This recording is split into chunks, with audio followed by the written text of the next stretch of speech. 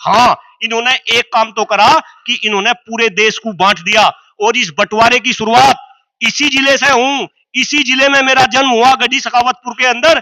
इसी बंटवारे की शुरुआत इन्होंने जो है 2013 के दंगों से मुजफ्फरनगर से की थी। और मैं अपने मुजफ्फरनगर के बहन भाइयों को यह बताना चाहता हूं कि उन दंगों के बाद कोई हिंदू हो, कोई मुस्लिम हो, क्या किसी का कोई भला हुआ? अगर भला हुआ तो वो केवल और केवल भारतीय जनता पार्टी के नेताओं का हुआ और भारतीय जनता पार्टी के लोगों का हुआ। अखिलेश यादव की बात करें, आप जो है आदरणीय जयंत चौधरी की बात कर रहे, मैं गंभीरता के साथ इस बात को कह रहा हूं और आप भी इस बात को मानेंगे कि अगर सभी राजनीतिक दल एक साथ नहीं आएंगे तो इनका अस्तित्व खत्म हो जाएगा। मध्य प्रदेश के अंदर भारतीय जनता पार्टी के एक खेमे नहीं, कम से कम 8-10 खेमे हैं। आपको भी पता, वहां जो मुख्यमंत्री है आदरणीय मामा के रूप में जो फेमस है, उनका अलग खेमा। 3 जो है इन्होंने मंत्री भेजे हैं, उनका अलग खेमा। इसके बाद में 7 संसद भेजे हैं, उनका अलग खेमा।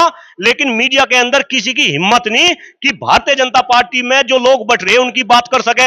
हाँ, यहां जो विपक्ष का गठबंधन है, जो इंडिया गठबंधन है, अगर इसमें थोड़ी सी भी सुरसुराहट हो जा तो सारा का सारा मीडिया, ये सारा का सारा मीडिया उस बात को करने लगे। लेकिन मुजफ्फरनगर की जनता केवल और केवल इस बात को समझ ले कि भले ही मैं भारतीय जनता पार्टी के किसी भी नेता का नाम अपनी जबान से लेना नहीं चाहता, लेकिन उसमें आपके सांसद हो, आपके विधायक हो, केवल और केवल मुजफ्फरनगर जिले के लोगों को, पश्चिम उत्तर प्रदेश के लोगों को इन्होंने ठगने का काम किया है। मुजफ्फरनगर जिले के लोग हैं, जब कबाल में दंगा हुआ 2013 में, इन्हीं दंगों के थ्रू इस जिले के लोगों ने भारतीय जनता पार्टी को विश्व की नंबर 1 पार्टी बना दिया।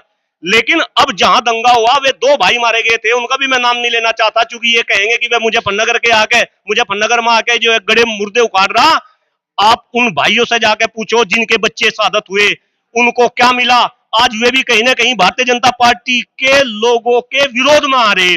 जितने वे दंगे हुए थे, जितने लोगों पे मुकदमे हुए थे, आप तो भाई गंभीर पत्रकार है, आप गांव में जाओ, उन लोगों की क्या दशा हो रही। डॉक्टर कुलदीप मलिक को इस बात का बहुत दुख है और बस डॉक्टर कुलदीप मलिक इस बात को गंभीरता से कहता है कि अगर दंगों में फायदा हुआ तो वो केवल और केवल भारतीय जनता पार्टी को हुआ। भारतीय जनता पार्टी पे हम जैसे लोगों ने विश्वास करके इन्हें विश्व की नंबर 1 पार्टी बनाया, ऐसे ही इन्हें जमीन में गाड़ने का काम ये कहीं ना कहीं जिला मुजफ्फरनगर के लोग करेंगे। और नमस्कार दोस्तों, एएसबी न्यूज इंडिया के डिजिटल पैनल, आपके अपने Facebook page, YouTube channel Amrish Baliyan पर आप सबका हार्दिक स्वागत है, अभिनंदन है। पश्चिमी उत्तर प्रदेश में कांग्रेस एक बार फिर से अपने संगठन को मजबूती देने पे लगी है और मुजफ्फरनगर में अनिल चौधरी को पार्टी के पिछड़ा प्रकोष्ठ का जिलाध्यक्ष बना गया है। आज उसी संबंध में एक मीटिंग यहाँ पे हुई, जिसमें शामिल होने के लिए कांग्रेस के पिछड़ा प्रकोष्ठ के प्रदेश उपाध्यक्ष कुलदीप मलिक भी पहुंचे। तो मलिक साहब, एक तरह से पश्चिमी उत्तर प्रदेश में तो हम देख रहे हैं कि कांग्रेस बिल्कुल जमीन पे है, किस तरीके से कांग्रेस दोबारा अपना वजूद तलाश करेगी? हाँ, देखिए श्रीमान जी, आपकी बात से मैं बिल्कुल सहमत हूं कि अगर हम पश्चिम उत्तर प्रदेश की बात करें तो कांग्रेस बिल्कुल धरातल पे है।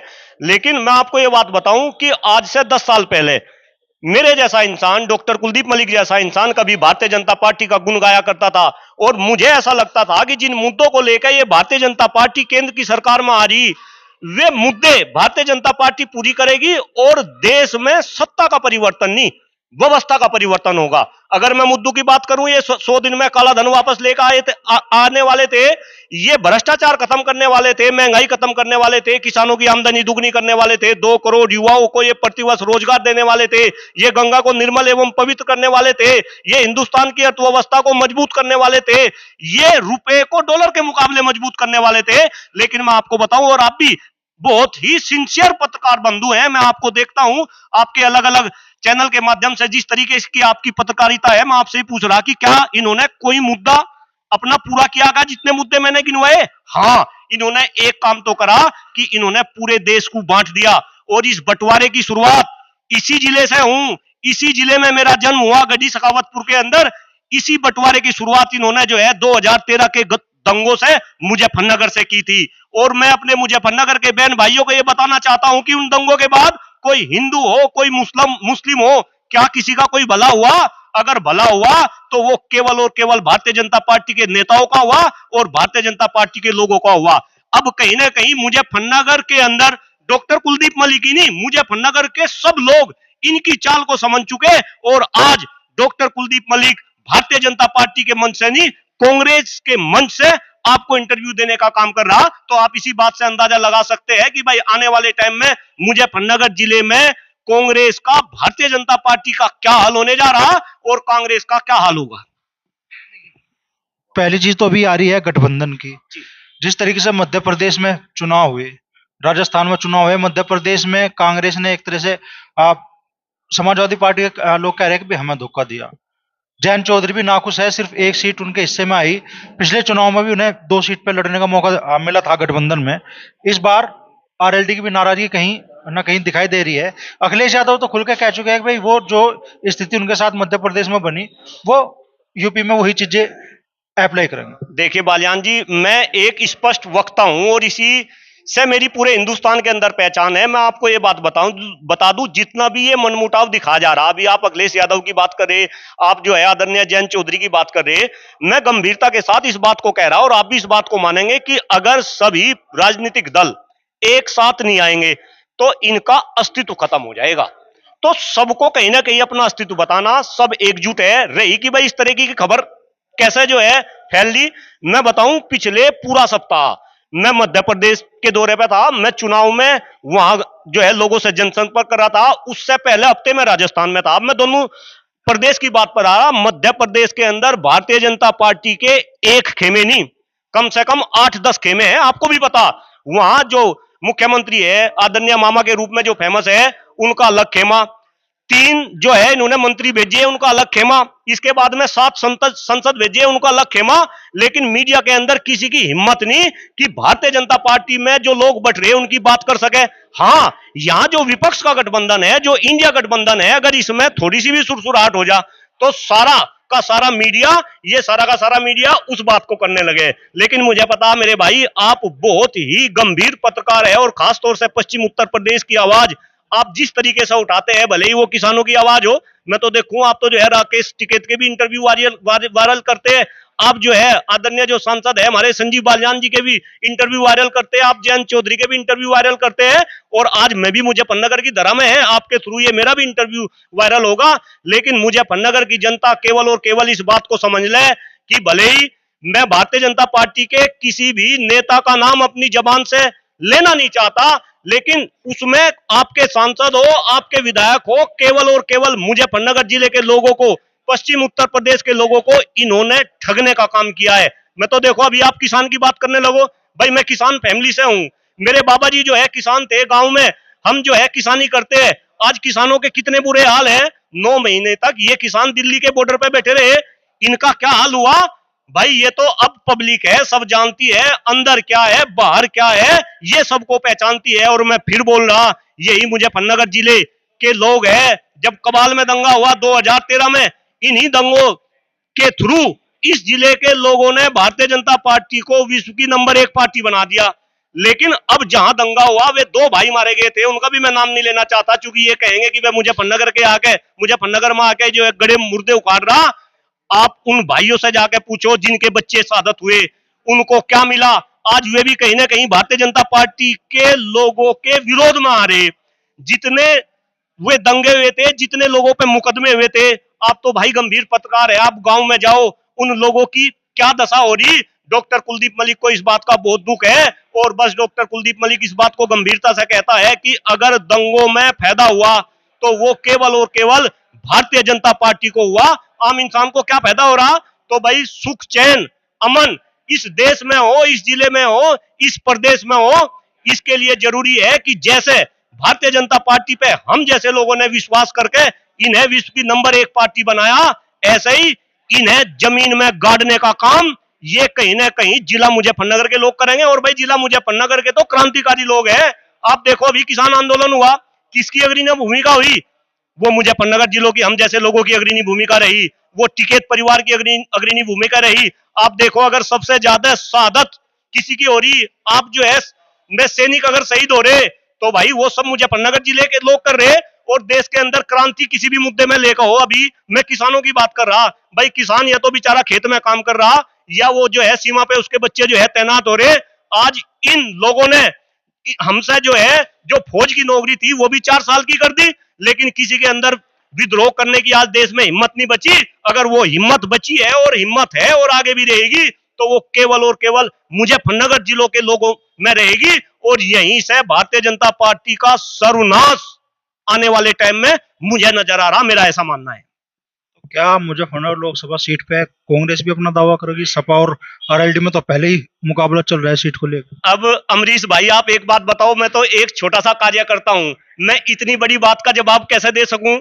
हर पार्टी का कार्यकर्ता, अगर मैं कांग्रेस के अंदर हूं तो मेरी भी इच्छा है कि भाई मुजफ्फरनगर जिले से जो है कांग्रेस का प्रत्याशी लड़े, है, लेकिन मैं ऐसा डिसीजन लूं कि भाई क्या होगा क्या नहीं, ये तो शीर्ष नेतृत्व बनाएगा। मैं तो एक बहुत ही छोटा सा कार्यकर्ता, और मैं आपके चैनल के माध्यम से बता दूं भाई, मैंने तो एमएलसी का चुनाव लड़ा था शिक्षक वर्ग के अंदर, और अभी भी मैंने अपने उद्बोधन में यही बात करी, जब मैंने एमएलसी शिक्षक वर्ग में चुनाव लड़ा, आप पत्रकार है, आप मुजफ्फरनगर में घूमो, 9 जिलों में घूमो, हर किसी की एक इच्छा थी कि भाई अगर यहाँ एमएलसी शिक्षक के रूप में कोई चुना जाना चाहिए तो ये मुच्छू वाला प्रोफेसर चुना जाना चाहिए। मैं मुच्छू वाले प्रोफेसर के नाम से फेमस कर दिया था, लेकिन क्या मेरा हल हुआ वो बताने की जरूरत नहीं। तो मैं आपको ये कह रहा, जब चुनाव लड़ लिया तो चुनाव के बाद मुझे राजनीति में जाना था, क्योंकि मैं तो सामाजिक काम कर रहा था देश के समाज के लिए। अब राजनीति में आना मेरी कहीं ना कहीं मजबूरी होगी। तो मैं आपको बताऊं कि 90% लोग डॉक्टर कुलदीप मलिक के भारतीय जनता पार्टी में जानने वाले हैं, एक का नाम लेना नहीं चाहता, और ये सारे के सारे लोग पीछे घूम रहे थे, लेकिन डॉक्टर कुलदीप मलिक के दिल से केवल और केवल एक ही आवाज निकली कि अगर मैं अपना भला चाहूं, अपने परिवार का भला चाहूं, अपने दोस्तों का भला चाहूं, तो मैं भारतीय जनता पार्टी में चला जाऊं। लेकिन अगर फिलहाल मैं देश का भला चाहूं, समाज का भला चाहूं, मैं दलितों का भला चाहूं, मैं किसानों का भला चाहूं, मैं शिक्षकों का भला चाहूं, तो फिलहाल मैं कांग्रेस में जाके अपनी आवाज बुलंद करूं, और मैं अब वही कर रहा, और मुझे खुशी हो रही जिस तरीका का प्यार अभी भी, भले ही हम यहाँ संख्या में जितने भी लोग थे, लेकिन जिस तरीके का प्यार मुझे मुजफ्फरनगर और पश्चिम उत्तर प्रदेश के लोग दे रहे, भाई मेरा तो दिल गदगद है। और मैं तो फिर आपको कह रहा, जब आप जैसे भाई मेरे साथ आके मेरे भाई बात कर रहे, तो डेफिनेटली आने वाले टाइम में इस जिले में भी, पश्चिम उत्तर प्रदेश में भी, इस प्रदेश में भी और इस देश में भी बहुत ही जबरदस्त बदलाव आपको देखने को मिलेगा। पिछड़ा प्रकोष्ठ के जिलाध्यक्ष नियुक्त हुए अनिल चौधरी जी, तो चौधरी साहब किस तरीके से कांग्रेस को आप यहाँ मजबूती देने का काम करें? सभी वर्गों को जोड़ के चलना है, सभी जातियों के जो है प्रतिनिधियों को जो है हम अपने साथ लेके चलेंगे, और गांव दर गांव जो है हम अपनी टीम खड़ी करेंगे। आज हम देख रहे हैं जिले में कोई बड़े स्तर का नेता कांग्रेस में फिलहाल मौजूद नहीं है, तो वो कमी किस तरीके से पूरी होगी, और क्या उस कमी की वजह से अभी संगठन को भी उतनी मजबूती देने में आप लोगों को परेशानी आ रही है? नहीं, हम कोशिश करेंगे तो हम संगठन मजबूत करेंगे, और बिना कुछ किए कुछ नहीं मिलना। संगठन मजबूत होगा तो ऊपर के जो है नेता अपने आप तैयार होंगे, हम लोगों पर ध्यान देंगे। पिछले कई सालों में मुजफ्फरनगर जिले में कांग्रेस को अगर दोबारा से जिंदा करने का और बड़ी ताकत देने का काम किया है, तो हमारे साथ बैठे हैं वकील साहब देवेंद्र कश्यप जी, इंजीनियर जी सॉरी। तो देवेंद्र जी, बड़ी मेहनत आपने की, पिछले दिनों बड़ा पैदल मार्च भी आपने निकाला, बड़ी सभा भी आपकी जीआईसी ग्राउंड में हुई, लेकिन क्या लग रहा है कि कांग्रेस के पक्ष में 2024 के चुनाव से पहले बड़ा जनमत बनता दिख रहा है आपको? नहीं, साफ दिख रहा है। अभी 5 राज्यों के चुनाव भी हो रहे हैं देश में, और जो अभी अलग अलग सर्वे आ रहे हैं, 5 राज्यों में कांग्रेस सबसे बड़ी पार्टी, और 4 राज्यों में पूर्ण बहुमत के साथ सरकार बना रही है। मिजोरम में भी सरकार बना रही है, और देश में इस समय जो नेता उभर के आए हैं, वंचितों, शोषितों, पिछड़ों, दलितों के राहुल गांधी, जो एक ऐसे नेता हैं जिन्होंने इस समय अगर हम बात करें पिछड़े वर्ग की जातिगत जनगणना का मुद्दा सबसे प्रमुखता से उठाया। उन्होंने कहा कि अगर किसी के चोट लग जाए और वो डॉक्टर के जाए हड्डी के, तो पहले एक्सरे होगा, और एक्सरे से पता लगेगा कि उसको कितनी चोट है, तब उसका इलाज होगा। तो अगर आज देश में 76 साल बाद बहुत सारी ऐसी जातियां हैं पिछड़े वर्ग की, जहाँ इनके डीएम है, ना कलेक्टर है, ना दरोगा है, ना मास्टर है, तो राहुल गांधी जी ने कहा कि इस देश में पिछड़ों की जातिगत जनगणना होनी चाहिए। जैसे मोदी जी ने परसों कहा है कि इस देश में कोई जाति नहीं है, सब गरीब हैं, गरीबी सबसे बड़ी जाति है। तो फिर प्रधानमंत्री जी मंचों से खड़े होकर क्यों कहते हैं मैं ओबीसी हूं?